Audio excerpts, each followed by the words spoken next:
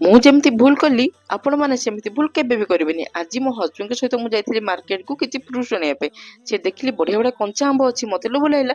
ମୁଁ ଦୋକାନ ଭାଇ କହିଲି ଦିଟା ଆମ୍ବ ଓଜନ କରିକି ପ୍ୟାକ୍ କରିଦେବା ପାଇଁ। ସେ ପ୍ୟାକ୍ କରିକି ଯେତେବେଳେ ବିଲଟା ବଢ଼େଇଲେ ଦୁଇଟା ଆମ୍ବ 200 ଟଙ୍କା, ମାନେ ଗୋଟେ ଆମ୍ବ 100 ଟଙ୍କା। ମୋ ହଜବେଣ୍ଡଙ୍କୁ ଯୋଉ ରାଗ, କହିଲେ ତୁ ରେଟ୍ ନ ପଚାରି କ'ଣ ପାଇଁ ପ୍ୟାକ୍ କରିବାକୁ କହିଲୁ? ଗାଁରେ ତ ଏମିତି ଆମର ଆମ୍ବ ଭାସୁଛି, କିଏ ଆଣିବାକୁ ନାହିଁ। ମୁଁ କ'ଣ କରିବି, ଅଲରେଡ଼ି ତ ପ୍ୟାକ୍ କରିସାରିଲେଣି। କାନ ମୁଣ୍ଡ ଆସି ଘରକୁ ଆସିଲି। ଘରକୁ ଆସିଲା ପରେ ସବୁ ରାଗ ମୋ ଉପରେ ଛାଡ଼ିଦେଲେ। ମୁଁ ଭାବିଲି ଏ ଯୋଉ ଆମ୍ବ ଆଣିଛି ଏଥିରେ ଏକା ଗୋଟେ ରିଫ୍ରେସିଂ ଡ୍ରିଙ୍କ ବନେଇକି ତାଙ୍କ ମୁଣ୍ଡକୁ ପୁରା ଥଣ୍ଡା କରିବା। ତ ଦେଖିଲି ଫ୍ରିଜ ସ୍ପ୍ରାଇଟ୍ ଅଛି, ଯାଇକି ବଢିଆ ଫ୍ରେଶ ପୁଦିନା ପତ୍ର ତୋଳିକି ଆଣିଲି। ଆଉ ତାକୁ ଭଲ ଭାବେ ଧୋଇକି, କଞ୍ଚା ଆମ୍ବକୁ ଯୋଉ ଆଣିଥିଲି ତାକୁ ଭଲ ଭାବେ ଧୋଇକି କାଟିଦେଲି। ସବୁ ସେଥିରେ କିଛି ଚାଟ ମସଲା ଆଉ ବ୍ଲାକ୍ ସଲ୍ଟ ପକେଇକି ତାକୁ ଗ୍ରାଇଣ୍ଡ କରିଦେଲି। ଆଉ ତାରେ ସ୍ପ୍ରାଇଟ୍ ପକେଇକି ଗୋଟେ ରିଫ୍ରେସିଂ ମ୍ୟାଙ୍ଗୋ ମୋହିତ ବନେଇକି ତାଙ୍କୁ ଦେଲି। ସେ ପିଇକି ପୁରା ଖୁସି। ଆପଣମାନେ ବି ଏମିତି କଞ୍ଚା ଆମ୍ବରେ ମ୍ୟାଙ୍ଗୋ ମୋହିତ ବନେଇକି ଏନ୍ଜୟ କରନ୍ତୁ ଆଉ ନିଜ ମାଇଣ୍ଡକୁ ରିଫ୍ରେଶ ରଖନ୍ତୁ।